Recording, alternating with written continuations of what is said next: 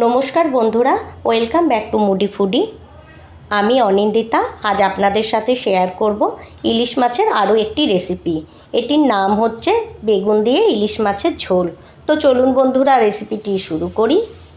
তো সবার প্রথম বেগুন দিয়ে ইলিশ মাছের ঝোল বানাবার জন্য আমি ইলিশ মাছগুলিকে ভালো করে ওয়াশ করে নুন হলুদ মাখিয়ে ম্যারিনেট করে রেখে দিয়েছি। আর এদিকে আমি 1 টেবিল স্পুন মাস্টার্ড অয়েলকে আগে থেকেই গরম করে রেখে দিয়েছি। এখন আমি ধীরে ধীরে সমস্ত ম্যারিনেটেড মাছগুলিকে হালকা করে ভেজে তুলে নেব।